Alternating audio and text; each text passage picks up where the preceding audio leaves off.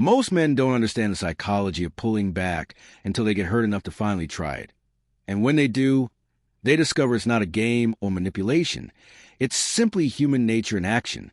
When you stop giving constant attention, when you stop over-explaining, over-texting, over-chasing, people don't react because you suddenly became someone special.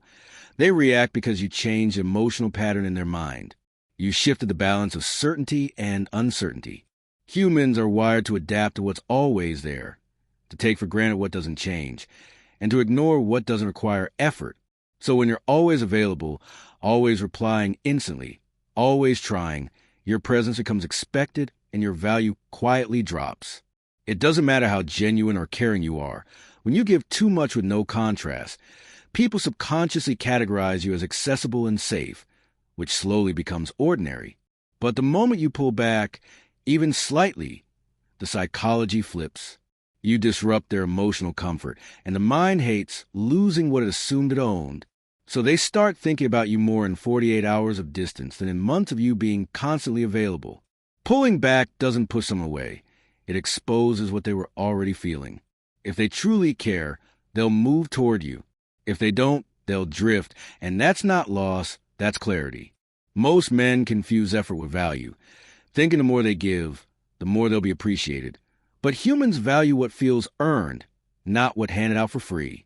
The moment you stop overgiving, you create space, emotional space, psychological space, and energetic space. And people instinctively move to fill that space because uncertainty triggers curiosity, curiosity triggers attention, and attention triggers attraction. This is why pulling back often makes someone suddenly message more, ask more questions, show more interest, or even panic a little internally. They're not reacting to you pulling away. They're reacting to the feeling that they are losing something they weren't paying attention to before. And in that moment, roles shift. You stop being the one chasing reassurance, and they become the one trying to reestablish connection.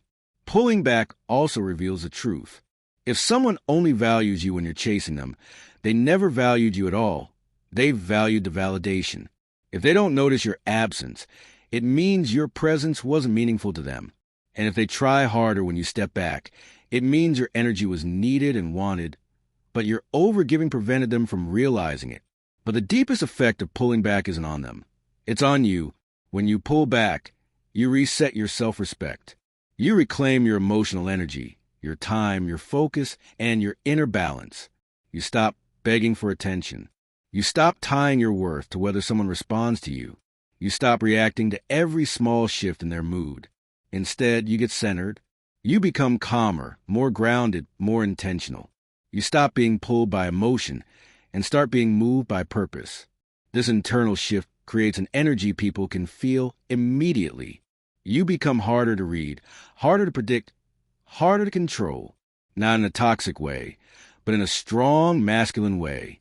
You are no longer emotionally open for business 24/7. You're not cold, you're composed.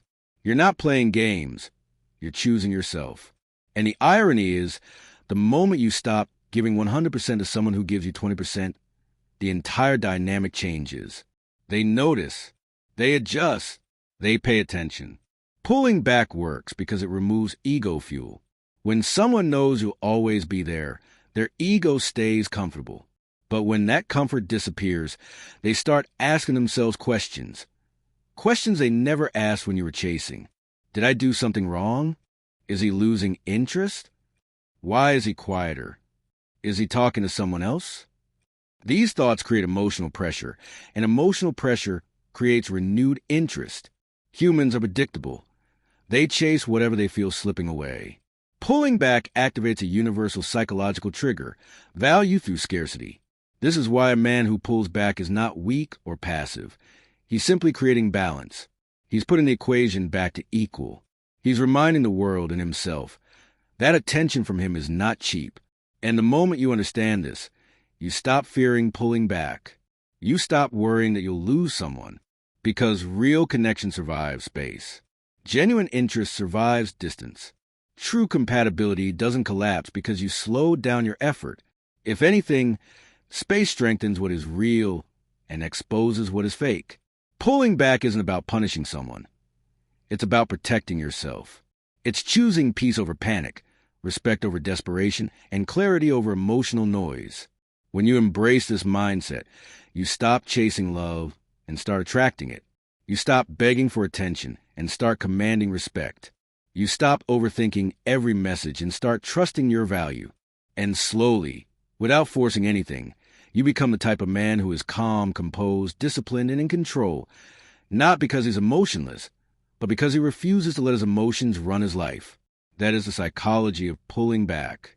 It's not cruelty. It's not manipulation. It's self-mastery.